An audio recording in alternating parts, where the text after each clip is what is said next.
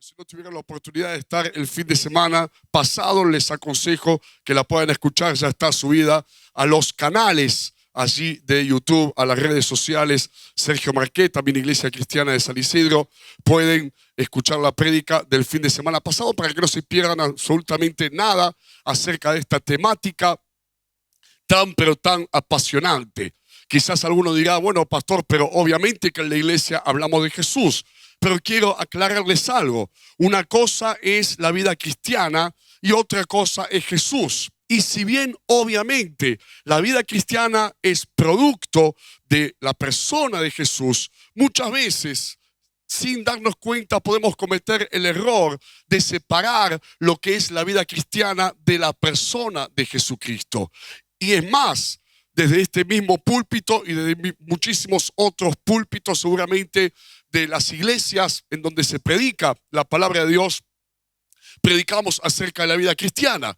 ¿Qué es la vida cristiana? La vida cristiana es un conjunto de verdades que hacen a una sola verdad. La vida cristiana tiene que ver con la acción, cómo nos desenvolvemos, son consejos, son conductas de vida, es una forma de vivir, es como uno se maneja allá afuera y por supuesto también aquí adentro de la iglesia, cómo nos desenvolvemos, cómo reaccionamos. La vida cristiana tiene que ver con temas como la santidad, como la fe, como la conducta, como la esperanza, tiene que ver con temas con lo que tiene que ver con la familia, cómo nos desenvolvemos en lo laboral y en todos los aspectos de nuestras vidas. Eso es de lo que se trata la vida cristiana. Ahora, la vida cristiana nunca se puede aislar, nunca se puede separar de la persona de Jesús.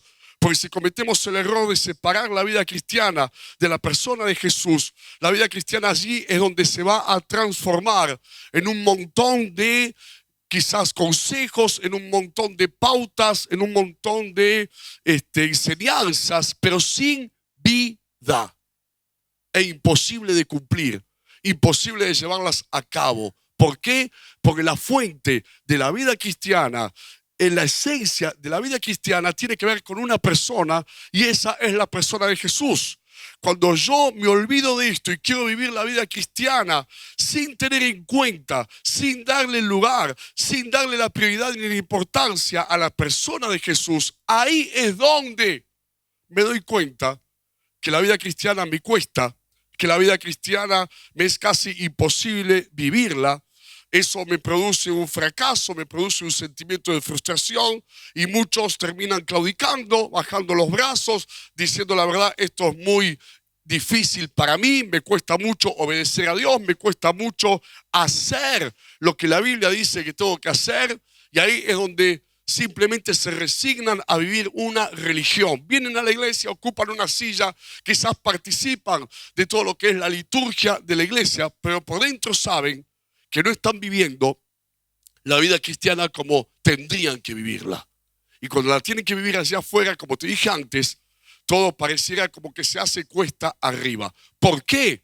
Porque la esencia, lo principal, el motivo, lo que le da sentido a nuestra vida cristiana no son las acciones, no es lo que yo pueda obedecer o dejar de obedecer, hacer o dejar de hacer, tiene que ver con una persona y es la persona de Jesús. ¡Wow! El mismo que está aquí en medio nuestro esta noche. ¿Y cuántas veces nos preocupamos con buenas intenciones, con buenos deseos, porque amamos a Dios? ¿Cuántos aman a Dios? Queremos, tenemos la intención de obedecer, de cumplir lo que dice la Biblia, pero nos olvidamos de la persona de Jesucristo y quizás solamente nos preocupamos por hacer lo que acá dice que tenemos que hacer, por obedecer lo que Dios nos dice que tenemos que obedecer, porque sabemos que eso es lo ideal, es lo que necesitamos, es lo que la Biblia nos aconseja que hagamos y que solamente así vamos a poder ser bendecidos y vamos a poder prosperar en la vida. Pero nos olvidamos que la fuente de todo eso es Jesús. Y la vida cristiana es una consecuencia, es un resultado de mi experiencia con Jesucristo, de Jesús adentro mío, de Jesús teniendo el control de mi corazón, llenándolo todo y siendo para mí lo más importante y lo primero en mi vida. Ahí es donde voy a poder empezar a vivir la vida cristiana y de repente lo que antes me costaba, lo que antes me parecía casi imposible, me va a salir. ¿Por qué? Porque como dijo Pablo, ya no soy yo, es Cristo adentro mío. Por eso vamos a leer aquí en el libro de Apocalipsis, capítulo 1, versículo 1. Dice lo siguiente: la revelación de Jesucristo, que Dios le dio para manifestar a sus siervos las cosas que deben suceder pronto, y la declaró enviándola por medio de su ángel a su siervo Juan. Y lo primero que tiene Juan, ustedes saben que Juan, el apóstol Juan, es el autor del libro de Apocalipsis, que tiene que ver con todo lo que va a venir, va a suceder a lo largo de los tiempos de la historia. De una manera profética, Dios se lo da a Juan para que Juan lo transmita. ¿Por qué Juan lo tenía que transmitir de parte de Dios? Para que la gente que escuchara este mensaje, el mensaje del libro de Apocalipsis, se pueda preparar, pueda estar lista para todo lo que iba a suceder y acontecer. Imagínate semejante responsabilidad de recibir una revelación de parte de Dios, el apóstol Juan, y de tener que transmitirla a los que en aquella época iban a leer este mensaje de Apocalipsis y también, ¿por qué no?, a nosotros que hoy también lo estamos leyendo. Semejante responsabilidad impresionante, ser un canal, un transmisor del mensaje de parte de Dios. Pero antes que eso, para poder hacerlo de una manera efectiva, para poder ser un canal efectivo del mensaje de Dios, antes de tener la revelación de lo que iba a suceder, Juan tiene otra revelación, y lo acabamos de leer, la revelación de Jesucristo. Antes de revelarle a Juan lo que iba a acontecer, lo primero que se le revela a Juan es la persona de Jesús. No tengo tiempo de leerlo, pero todo allí en el capítulo 1, versículo 10 en adelante, Juan tiene esa revelación. Jesús mismo se le aparece de una manera glorificada, su cabello blanco como blanca nieve, sus pies refulgentes como el bronce. No, ve algo impresionante, casi imposible de describir, y Juan, para poder describirlo, usa elementos naturales como el oro, como el fuego, no, como lo blanco, para poder describir lo que estaba viendo, lo que se le estaba revelando de parte de Dios, la persona de Jesús. A tal punto fue esa revelación de poderosa que Juan, al verlo, dice: caí como muerto a sus pies. Y el Señor diciéndole: no temas, yo soy el primero y el último, el alfa y el omega, el que es, el que era y el que ha de venir. Ahora, como comentaba la semana pasada, Juan había vivido 3 años con Jesús. Juan, cuando tiene esta revelación, ya era un hombre anciano y por predicar el evangelio había sido juzgado, perseguido, y en ese momento estaba desterrado en una isla llamada Patmos, ahí en el medio del Mediterráneo, solo, alejado de los suyos, de su familia. Y sin embargo, Juan tiene esta revelación, y cuando tiene la revelación de Jesucristo, el mismo con el cual había caminado 3 años, del mismo que él había estado predicando durante años, porque servía a Dios desde hacía muchísimos años, ministraba, predicaba, estaba 100% dedicado al servicio de Jesús. Y sin embargo, es tal el impacto, es tal la revelación, de tal poder, lo conmueve de tal manera que Juan dice: caí como muerto. No le dijo: ¿qué hace Jesús? ¿Cómo andás? ¿Bien tanto tiempo? No, es conmovido. ¿Por qué? Porque nunca vamos a terminar, nunca podemos terminar de conocer a Jesús. Nunca podemos decir: ya está, lo conozco por completo. Ya tuve la revelación total de lo que es Jesús, de la persona de Jesús. Eso es lo maravilloso del evangelio, eso es lo maravilloso de la vida cristiana, que la fuente de esta vida es Jesús, y Jesús nunca terminás de conocerlo, siempre te puede seguir sorprendiendo, apasionando, cautivando, impactando.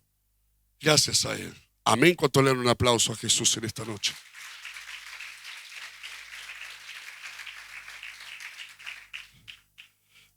Corintios dice: Cristo, poder de Dios y sabiduría de Dios. ¿Por qué digo esto? Porque después de Juan tener la revelación de Jesús, después Juan de tener la revelación de Jesús, pudo transmitir lo que iba a pasar, pudo tener la otra revelación de lo que iba a acontecer. De la misma manera, cuando tenemos a Jesús como el centro de nuestra vida, ahí es donde recibimos, porque Jesús es sabiduría de Dios, como les acabo de mencionar. Jesús es el que nos da el entendimiento, Jesús es el que nos da la revelación. Y cuando uno quizás tiene la persona de Jesús desdibujada en su vida, ¿qué es lo que pasa? Porque ¿cuántos tienen a Jesús en su corazón? La mayoría. Y los que no lo tienen, hoy lo pueden tener. Pero quizás cuando lo tenés en tu corazón, porque puede estar de muchas maneras adentro de tu corazón. Algunos lo tienen y lo tienen ahí, bien presente, bien en el centro, bien ocupando el lugar que tiene que ocupar como el más importante y como lo primero. Pero otros quizás lo tienen, pero lo tienen ahí medio escondidito. Y cuando se desdibuja esa presencia de Jesús en tu corazón y no ocupa el lugar que tiene que ocupar, ahí es donde nos falta lo que Jesús es. Nos falta la sabiduría, nos falta el entendimiento, nos falta la revelación para poder caminar en esta vida, tomar las mejores decisiones, dar los pasos indicados, no equivocarnos, no errar. Pero cuando uno tiene a Jesús donde lo tiene que tener, tiene la sabiduría. ¿Por qué? Porque Él es sabiduría. Como vengo enseñando, no es que a lo lejos Jesús te dice, toma sabiduría, ahí va. Y todo lo demás de la misma manera. No es que Jesús te dice, necesitas amor para perdonar a tu suegra, toma, ahí va. Mucho, No. Necesitas paz, toma. No, Él es amor, Él es paz, Él es sabiduría. Y cuando esa persona, esa presencia de Jesús está allí ocupando el centro de tu ser, por lo tanto tenés la paz, tenés el amor, tenés la sabiduría, tenés la revelación y tenés todo lo que necesitas y que te hace falta. Amén.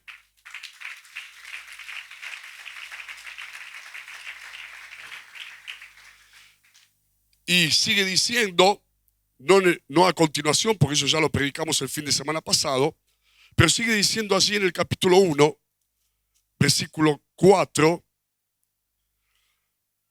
Juan a las 7 iglesias que están en Asia, gracia y paz, 1:4, a vosotros, del que es y que era y que ha de venir, y de los 7 espíritus que están delante de su trono. Gracia y paz.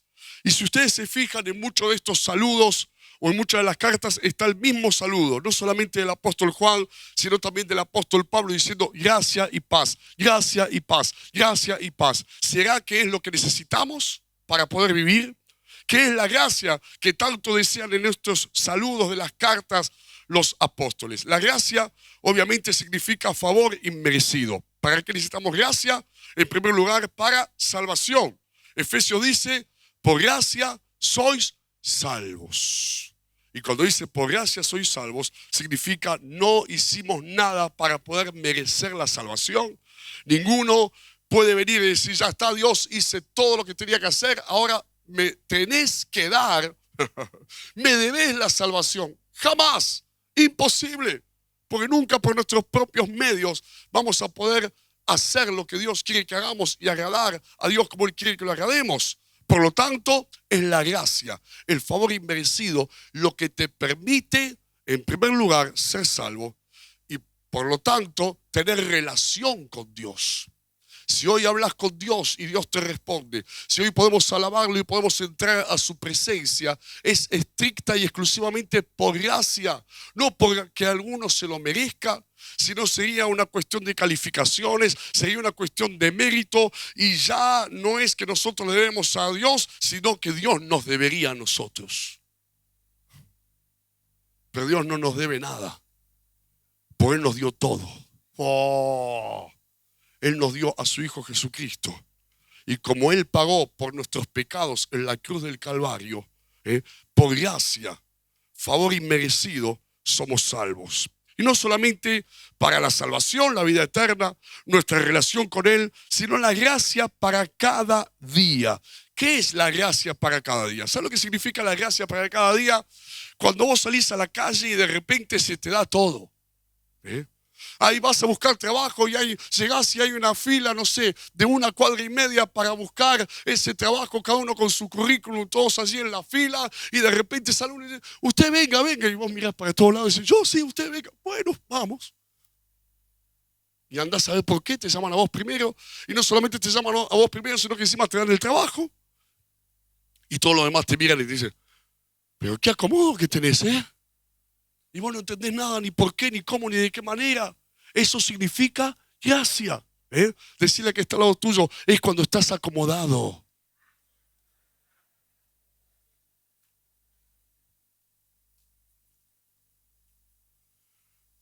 ¿Cuántos quieren esa gracia para el lunes?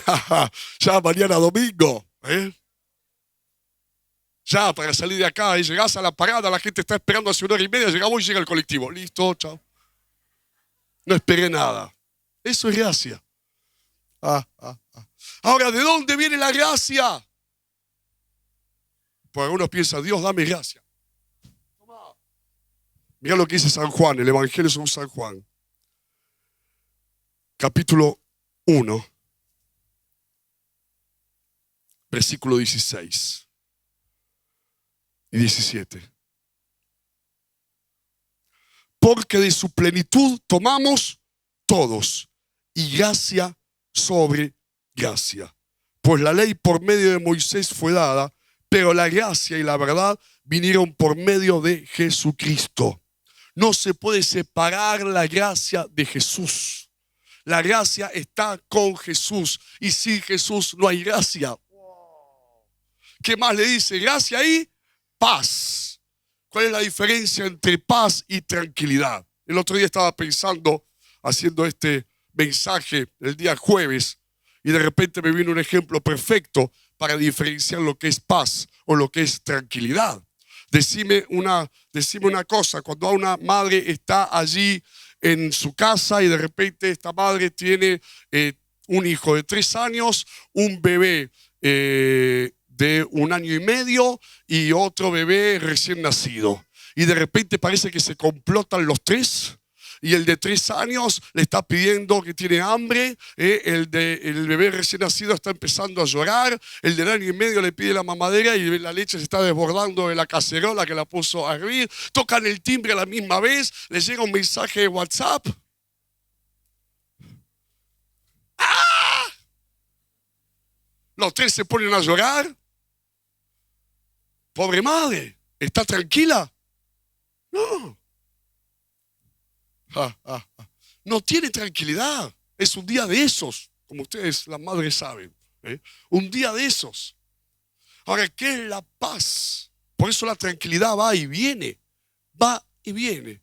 De repente, el más chiquito dejó de llorar, el otro tomó la mema, el otro comió la comida, el que tocó el timbre ya no lo toca más y dice la madre, se tira en el sillón y ahí recién está tranquila. Pero la paz no depende de los momentos de tranquilidad o no tranquilidad. Si vos ves el cielo, podríamos llamarlo a la tranquilidad o a la no tranquilidad cuando está nublado, cuando viene la tempestad, cuando viene la tormenta, ahí no hay tranquilidad. Y de repente cuando el sol está celeste, allí hay tranquilidad.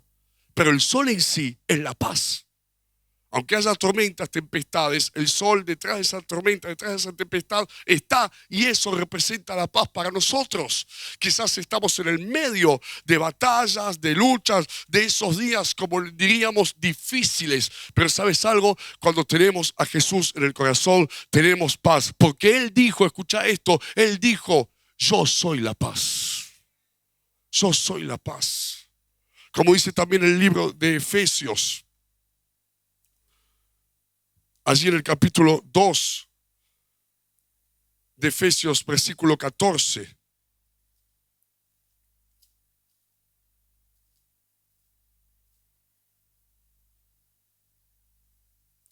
Efesios 2, 14 dice lo siguiente. Porque Él es nuestra paz, que de ambos pueblos, está hablando del pueblo judío y del pueblo no judío, hizo uno, derribando la pared intermedia de separación, porque Él es nuestra paz. Y en primer lugar, ¿para qué es la paz? Para tener paz con Dios. Como dice Romanos, ponémelo por favor, capítulo 5, Romanos 5, 1 y 2. Justificados pues por la fe, tenemos paz para con Dios por medio de nuestro Señor Jesucristo, porque también tenemos entrada por la fe a esta gracia en la cual estamos firmes y nos gloriamos en la esperanza de la gloria de Dios. Hay paz con Dios por medio de Jesús, y como acabo de leer anteriormente, Él es nuestra paz. ¿Por qué paz con Dios? Porque sin estar en paz con Dios es imposible tener paz en el corazón. ¿Cuántos están casados? Levanten las manos. La mano. Decime la verdad. Cuando se arma o así esas, vamos a llamarle diferencias con tu esposa o con tu esposo. Uno no está ahí que se peleó y dice, ay, qué paz que hay en casa. No. Todo lo contrario. No hay paz. ¿Sí o no? Porque sabes que estás mal con tu mujer está mal con vos, hay una cosa en el aire tensa, ¿no? Que se corta con una tijera y si se van a dormir sin arreglarse, uno se acuesta para allá y el otro para el otro lado. Parece que la sábana se va a quebrar en medio. Pero ninguno cede, ni la sábana cede, nada. Yo quiero mi pedazo de sábana. Yo también quiero mi pedazo de sábana. No hay paz. ¿Qué paz va a haber? No hay. No sentís paz. No tenés, uno no puede decir, qué paz que tengo, estoy repeleado con mi mujer. No. ¿Cuándo viene la paz? Cuando se arreglan. Lo mismo pasa con Dios. Cuando estás arreglado con Dios, cuando le pediste perdón a Dios por tus pecados, ahí y Dios te perdonó y recibiste el perdón de Dios, ahí recién tenés paz. Ahora, cuando me alejo de Jesús, porque Él es nuestra paz, ¿qué pasa? Me alejo de la paz. Así como me puedo esconder del sol, aunque el sol esté. Me alejo de Jesús, me estoy alejando de la paz.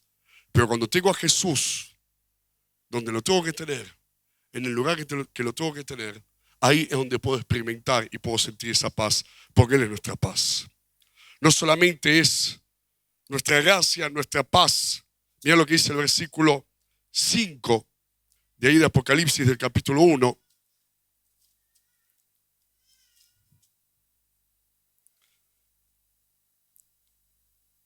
Y de Jesucristo. Porque el 4, dice Juan a las 7 iglesias que están en Asia, gracia y paz de vosotros, del que es, y que era, y que ha de venir, y de los 7 espíritus que están delante de su trono, y de Jesucristo, el testigo fiel, el primogénito de los muertos, y el soberano de los reyes de la tierra, al que nos amó y nos lavó en nuestros pecados con su sangre.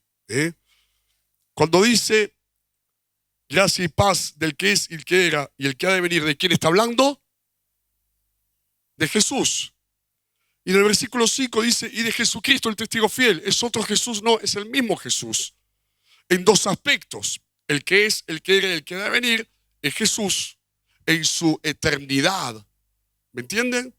Y Jesucristo el testigo fiel es Jesús en su rol, en su función, en el ministerio que desempeñó mientras estuvo caminando sobre la tierra. Pero los dos son exactamente el mismo. Y que dice, al que nos amó y nos lavó de nuestros pecados con su sangre. No solamente Él es el que produce la gracia para nuestras vidas, no solamente Él es nuestra paz, sino que Él se ocupó de nuestro pasado. Dice, nos amó y nos lavó de nuestros pecados con su sangre, por lo tanto nos liberó de la culpa. Nuestro pasado está resuelto. ¿Y cuál es la solución? ¿Cuál es la respuesta a todo nuestro pasado? Justamente el amor de Jesús, que nos perdonó los pecados y nos lavó de los pecados y nos hizo libres de toda culpa y de toda condenación. No solamente resolvió nuestro pasado, también resolvió nuestro presente. Versículo 6. Y nos hizo reyes y sacerdotes para Dios su Padre. A Él sea gloria e imperio por los siglos de los siglos. Se ocupó de nuestro pasado, pero también de nuestro presente. Y no habla de que nos va a hacer reyes y sacerdotes. Dice, nos hizo, ya nos hizo. Y si nos hizo, es que somos reyes y sacerdotes. Oh. Pero antes de que alguien saque pecho, abran paso que soy rey y sacerdote.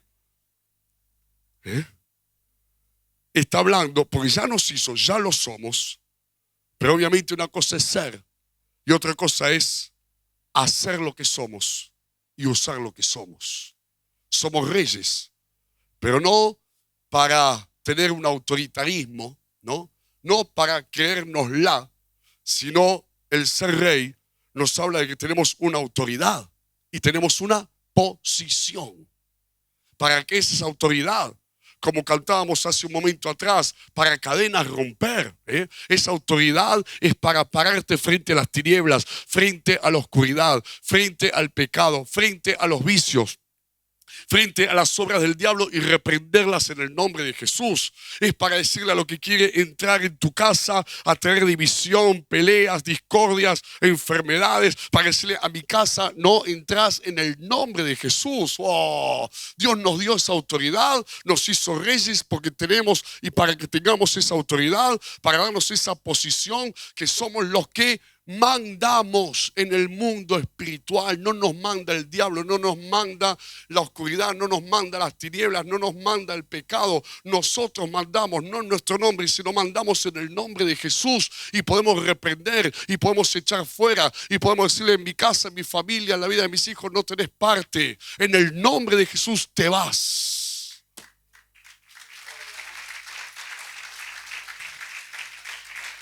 Ahora escuchá.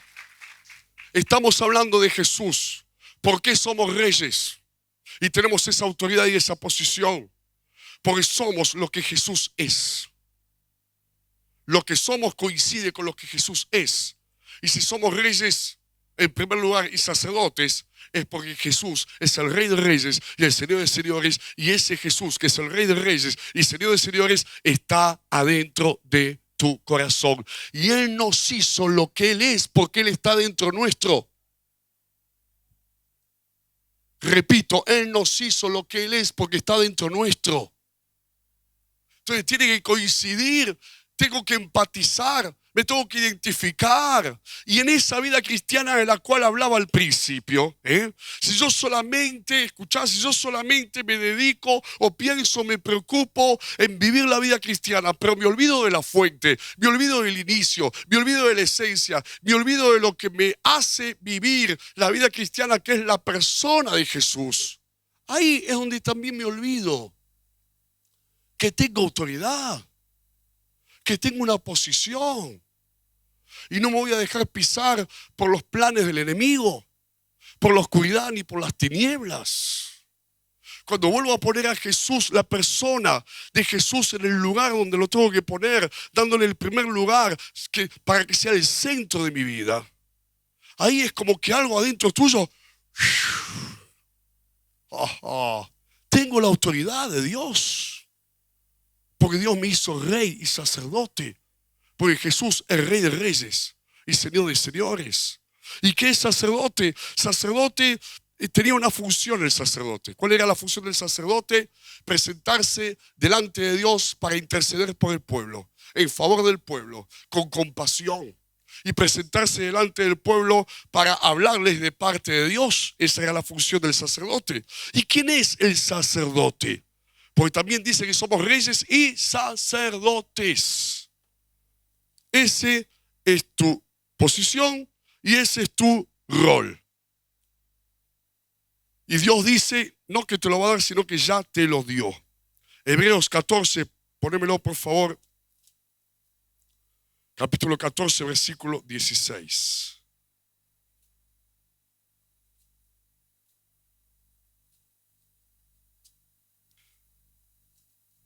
Otra vez me faltó el capítulo. 4, el jueves me pasó lo mismo. 4:14. Por tanto, 4:14 de Hebreos. No tiene 14 capítulos Hebreos. Por tanto, teniendo un gran sumo sacerdote que traspasó los cielos, Jesús, el Hijo de Dios, retengamos nuestra profesión, Porque no tenemos un sumo sacerdote que no pueda compadecerse de nuestras debilidades, sino uno que fue tentado en todo según nuestra semejanza, pero sin pecado. Acerquémonos pues confiadamente al trono de la gracia para alcanzar misericordia y hallar gracia para el oportuno socorro. ¿Quién es nuestro sacerdote? Nuestro sumo sacerdote, Jesús. Ahora, también dice que nos hizo reyes y sacerdotes. ¿Por qué nos hizo sacerdotes? Porque Él es sacerdote. ¿Y por qué vos sos sacerdote? Porque ¿quién está ahí? Jesús. Y lo que sos coincide con lo que Él es, porque Él está dentro tuyo. ¿Cuántos me van entendiendo? Ahora, cuando Jesús está acá, ahí, en el centro, ahí donde tiene que estar, ocupando el lugar que tiene que ocupar, ahí te identificás. Ahí cumplís tu rol, cumplís tu función de rey, de sacerdote. Sabés para qué estás vivo, sabés cuál es tu misión, sabés qué es lo que tenés que hacer. Porque eso es lo que es Jesús. Eso es lo que es Jesús. Y lo que es Jesús coincide porque está dentro tuyo con lo que vos tenés que ser y con lo que vos tenés que hacer, no solamente ser. Rey y sacerdote. Ahora, cuando Jesús en vez de estar acá, está acá. Y quizás aquí arriba querés vivir la vida cristiana, intentás, deseás, pero te olvidás que no es por lo que vos hagas. En primer lugar es la fuente, en primer lugar es la esencia, en primer lugar es la persona de Jesús el que te va a impulsar a hacerlo, el que te va a impulsar a vivirla como la tenés que vivir. No me olvido nunca más la anécdota de mi pastor Claudio Freiso cuando apenas tuvo esa experiencia con Jesús y Jesús entró a su corazón. Ahí en una plaza, él muchos años lo contó, apenas tuvo esa experiencia con Jesús y cuando uno recibe a Jesús ese primer tiempo, que tendría que ser un primer tiempo para toda la vida, ¿cómo está uno? Enamorado de Jesús, ¿sí o no? Como tendría que estarlo toda la vida. Y cuando estás enamorado de Jesús, como tendríamos que estarlo toda la vida, siendo impactados como Juan, sorprendidos, teniendo revelación de Jesús, porque como te dije, nunca vamos a terminar de conocer a Jesús. Me acuerdo que él contaba que apenas tuvo esa experiencia, se tenía que tomar el colectivo para ir a trabajar, se subió al colectivo y le dijo: hola colectivero, ¿cómo está? Un boleto, se usaba el boleto en aquel entonces, Los chicos no deben entender nada de lo que voy a hablar, pero el colectivero eran unos, no sé cómo hacían, manejaban, abrían la puerta de atrás, abrían la puerta de adelante, te daban el boleto, te cobraban, te daban el vuelto en monedas, todo junto, pagaban en el semáforo, pagaban en la parada, todo al mismo tiempo, ¿no? Y el colectivero lo pasó, lo miró como diciendo: ¿qué le pasa a este loco? Porque nadie lo saludaba, nadie. ¿Qué es eso? Tengo que subir al colectivo y tengo que saludar al colectivero. No, salió solo, sale solo. Si te está pesando la vida cristiana, si estás diciendo otra vez a la iglesia, es porque quizás, en vez de que esté acá, está por acá. Necesitas una revelación de Jesús. Que Jesús te vuelva a impactar, que Jesús te vuelva a enamorar, que Jesús te vuelva a llamar la atención, que Jesús vuelva a ser el centro de tu vida y de tu corazón. ¿Qué es revelación? Quiero reafirmar esta verdad, porque algunos escuchan revelación. ¿Qué es revelación, pastor? Revelación es muy fácil. Apaga la luz. Algunos ven a Jesús, pero lo ven así, o lo conocen así. ¿Qué se ve? Casi nada. Sí, está ahí. Imagínense, por favor, no vayan a decir que el pastor dijo que es Jesús. Imagínense que yo soy Jesús. Estoy por acá. Algunos me ven, otros me ven difuso o no me ven nada. Y algunos lo ven a Jesús así. Sí, está ahí, yo sé que está ahí. Creo que está ahí. Pero no lo conocen como lo tienen que conocer o como pueden llegar a conocerlo. O no crecieron en ese conocimiento. Entonces ahí viene la palabra revelación. ¿Qué es revelación? Cuando muy de a poco lo vas conociendo y Jesús se va presentando, se va revelando a tu vida y lo vas conociendo cada día más y lo vas viendo como es Él cada día más. Y obviamente esta luz tiene un límite, pero el conocimiento de Jesús no tiene límite, no tiene fin, es por toda la eternidad. ¿Cuántos dicen amén?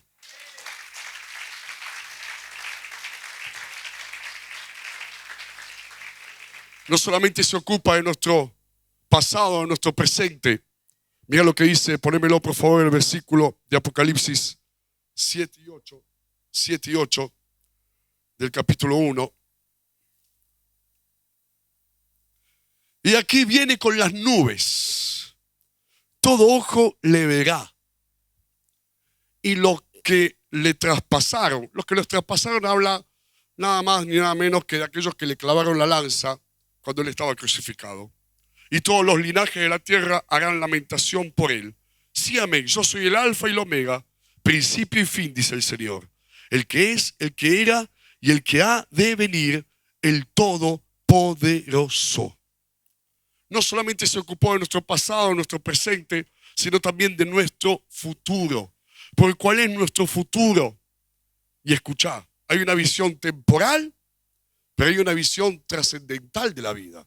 A veces nos preocupamos más por las soluciones del presente, de la hora, de los problemas de ahora, de lo que necesitamos ahora, de lo que nos falta ahora, que de las soluciones para el futuro. Y la solución para el futuro no tiene otro nombre que solamente el nombre de Jesús, que dice, todo ojo le verá. Nuestra vida, y acá viene, nuestra vida, decirle que está al lado tuyo, prepárate, empieza con Él.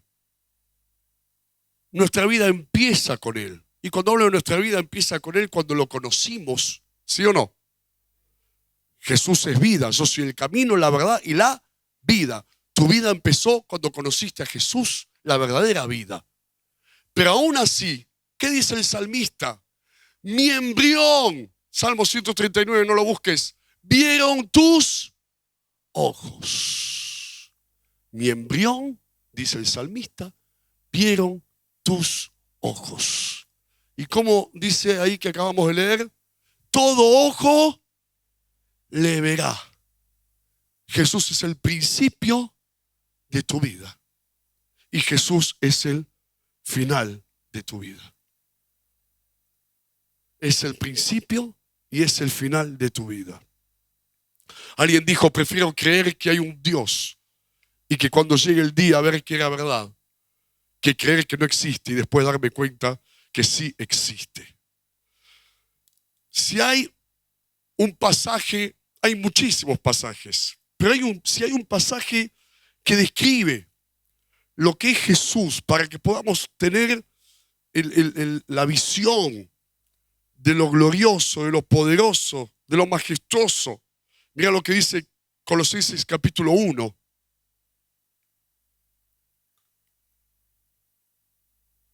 Versículo 15. Dice lo siguiente. Él es la imagen del Dios invisible, el primogénito de toda creación, porque en Él, Jesús, fueron creadas todas las cosas, las que hay en los cielos y las que hay en la tierra, visibles e invisibles, sean tronos, sean dominios, sean principados, sean potestades, todo fue creado por medio de Él y para Él. Y Él es antes de todas las cosas, y todas las cosas en Él subsisten. Y Él es la cabeza del cuerpo que es la iglesia, el que es el principio, el primogénito de entre los muertos, para que en todo tenga la preeminencia, por cuanto agradó al Padre que en Él habitase toda plenitud. ¿Dónde está la plenitud? En Jesús. ¿Cuánto necesita plenitud? Necesitas a Jesús. ¿Pero dónde? Ahí no, acá. Y no solamente nuestra vida empieza con Él y termina con Él. Todo lo que hacemos empieza con Él, es por Él, es para Él y termina con Él. Mira lo que dice 1 Corintios, Esto es poderosísimo. Capítulo 3, versículo 10.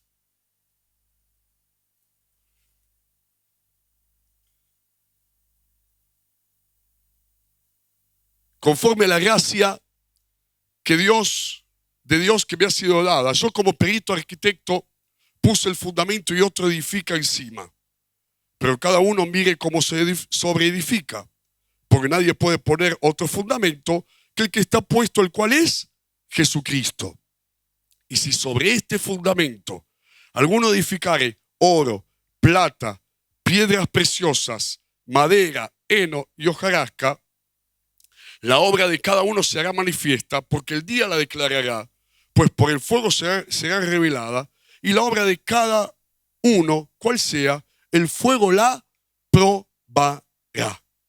Acá Pablo está hablando de la iglesia, pero es perfectamente aplicable a nuestras vidas, a lo que haces, a tus sueños, tus planes, tus proyectos, todo lo que deseas para este año 2020. Cómo nos movemos cada día. Porque así como acá habla de la iglesia, vos y yo tenemos la familia, tenemos nuestra casa, tenemos nuestro trabajo, repito, tenemos nuestros planes. Y acá que dice que el fundamento, ¿quién es? Nadie puede poner otro fundamento que el que está puesto, el cual es Jesús. Jesús tiene que ser el principio, no solamente de nuestra vida, sino de todo lo que hacemos, de todo lo que emprendemos, el principio de nuestra familia, de nuestro hogar, de nuestro trabajo. Es Jesucristo, que el origen sea Jesús. ¿Y qué es que el origen sea Jesús? Que esté basado todo lo que hacemos en Jesús, en la verdad de Dios. ¿Y la verdad de Dios cuál es? Jesús dijo: yo soy el camino, la verdad y la vida. Que esté basado en la guía de Jesucristo. Todo lo que comenzás, tu casa, tu hogar, todo lo que estás viviendo, tenga ese fundamento. Pero no solamente ese fundamento, que es el origen, que es el principio. Dice, cada uno mira cómo sobreedifica. ¿Cómo construís? Jesús es el principio. ¿Y cómo sigo, pastor? ¿Cómo sigo? Que lo que sobreedifiques sea oro, plata, piedras preciosas, no heno, no hojarasca, no madera, porque el heno, la hojarasca y la madera es inflamable, se quema. Y dice, el fuego la probará. El principio es Jesús. ¿Cómo sigo? Sigo con oro, con plata, con piedras preciosas, porque si sigo mi vida con heno, madera y hojarasca, cuando venga el fuego de la prueba, cuando venga el fuego de la dificultad, cuando venga el fuego de la adversidad, no va a quedar nada. No va a quedar nada. ¿Y qué es oro, plata y piedras preciosas? Lo que no se quema, lo que no es combustible, lo que a pesar de que el fuego le da, permanece, es más, brilla más todavía. Wow. ¿Y qué significa? Que empecé con Jesús, pero tengo que seguir con oro, tengo que seguir con piedras preciosas, tengo que seguir con plata. Significa lo que es guiado por Dios, que tiene la verdad de Dios como fundamento todo lo que estás construyendo. Que tu forma y tu conducta, tu forma de vida y tu conducta tienen que ver con la verdad de Dios. Lo que hoy haces tiene que ver con la verdad de Dios. Que tenés a Jesús como sostén de todo lo que haces. Que dependés de Jesús en lo que haces. Que te alimentás de Jesús para poder seguir adelante. Que tiene a Jesús como el centro. Todo lo que estás haciendo, tu casa, tu familia, tu trabajo. Y que todo lo que haces sea finalmente para la gloria de Dios. Ahí puede venir tormenta, puede venir fuego, puede venir adversidad, puede venir pruebas y va a permanecer porque comenzó con Jesús, seguís con Jesús y lo que haces lo haces para Jesús. Aleluya.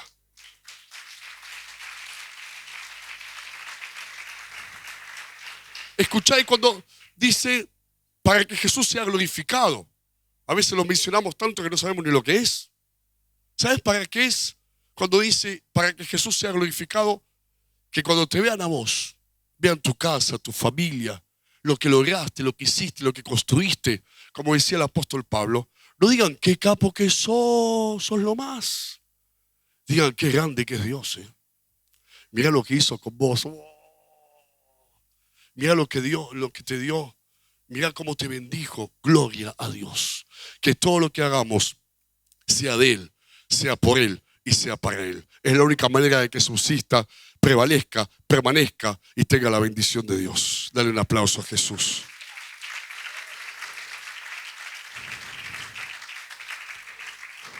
¿Se puede vivir la vida cristiana sin Jesús? Sí, como poder se puede. Acordate de José y María. Y con esto voy redondeando. José y María tenían a Jesús, lo criaban a Jesús. Acuérdense que María había sido elegida por Dios para que pueda concebir de parte del Espíritu Santo. Y ya cuando Jesús tenía 12, 13 años de edad, en un momento José y María subieron a una fiesta religiosa de Nazaret a Jerusalén. Toda una caravana con los vecinos del pueblo subieron allí a la ciudad de Jerusalén para esta fiesta religiosa. Terminó la fiesta, estaban volviendo toda la caravana, los vecinos, José, María, y ya promediando el camino, 2 días de camino. De repente María le dice a José: Jesús, ¿lo viste? Dice: no estaba con vos, no, yo pensé que estaba con vos. No, conmigo no está, yo pensé que estaba con vos. Y ahí casi se arma la pelea, hasta que empezaron a preguntarle a los vecinos: Jesús no estaba ahí con vos jugando con Juan. No lo vi, hace rato que no lo vemos, no estaba con ustedes que son los padres. La cosa que no estaba. Se habían ido de Jerusalén, habían caminado 2 días y se habían olvidado a Jesús en Jerusalén. O sea, siguieron caminando para allá. Jerusalén está para allá. Siguieron caminando, pero sin Jesús. Ahora, ¿lo amaban a Jesús? Sí. ¿Lo querían a Jesús? Sí. ¿Tenían una responsabilidad sobre la vida de Jesús? Sí, eran los padres, tenían que cuidarlo, criarlo. Pero se lo olvidaron. Y al olvidárselo, aunque habían seguido el camino, tuvieron que volver, porque si no, no hubiesen podido seguir adelante. Lo mismo pasa en muchos cristianos. Siguen caminando la vida cristiana. Lo aman a Jesús. Es parte de su vida, pero siguen caminando la vida cristiana olvidándose a Jesús atrás. Llega un momento que ya no podés seguir adelante, tenés que volver a buscarlo a Él, para poder seguir adelante. Cuando no hay fuerzas, tenés que volver a buscarlo a Jesús. Cuando no hay fe, tenés que volver a buscarlo a Jesús, porque Él es el autor y consumador de nuestra fe. Cuando no hay ánimo, tenés que volverlo a buscar a Jesús. Cuando no hay paz, tenés que volverlo a buscar a Jesús, porque Él es la paz. Cuando no hay amor, tenés que buscarlo a Jesús, porque Él es amor. Cuando no sabés qué hacer, tenés que volver a buscarlo a Jesús, porque Él es el camino y la verdad, y por supuesto la vida.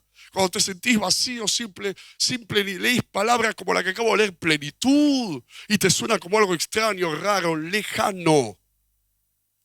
Y quizás sentís con la cabeza así, plenitud, pero ¿con qué se come? Porque hace rato que se te fue. Como José y María, tenés que volverlo a buscar a Jesús para poder seguir el camino. Y les digo de verdad, muchos cristianos, para vivir la vida cristiana, como quieren vivirla, porque tienen un corazón genuino, intenciones genuinas, tienen que volverlo a buscar a Jesús.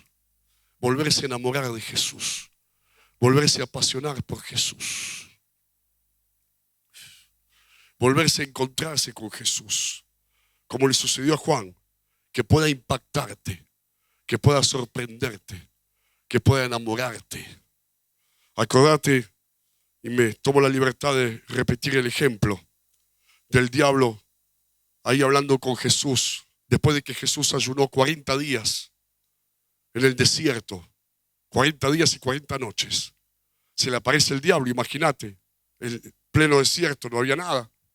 Le dice: si eres hijo de Dios, di a estas piedras que se conviertan en pan. ¿Qué le contesta Jesús? No solo de pan vivirá el hombre, sino de toda palabra que sale de la boca de Dios. Y hoy el diablo dice lo mismo aún a los cristianos que quieren vivir la vida cristiana. Decirle a estas piedras que se conviertan en tu pan. Y no estoy hablando del pan del estómago, sino del pan del alma. Y aún el mundo sí, el mundo va por la vida diciéndole a las piedras, los bienes materiales, la fama, el reconocimiento, son todas piedras. La plata son todas piedras. Convertite en mi pan, en el pan para mi alma, en el pan para mi corazón. La piedra es piedra, nunca va a ser pan. Pero la gente vive de piedras. Ahora, los cristianos no. Los cristianos tenemos que tener la misma respuesta cuando somos tentados. ¿A qué? A pensar que lo que el mundo nos ofrece, lo que la sociedad nos ofrece, puede ser el pan de nuestra alma. Son piedras. Hay piedras lindas, ¿eh? Acá tengo una piedra, un celular lindo, una piedra linda. O puedes tener un auto lindo, una piedra linda. Tu auto anda bárbaro, tu piedra anda bárbara. Puedes tener una casa linda, gloria a Dios, pero es una piedra. Nunca te va a saciar el alma. Nunca va a ser el pan de tu corazón. Porque Jesús dijo, yo soy el pan de vida. Yo soy el pan de vida. Jesús es el pan de vida. Y si tenés hambre, no vayas por la vida escuchándolo al diablo y diciéndole las cosas de este mundo. Convertite en mi pan porque nunca va a pasar. El único que es tu pan es Jesucristo y es su presencia. ¿Cuánto le dan un aplauso a Jesús? Vamos a cerrar nuestros ojos.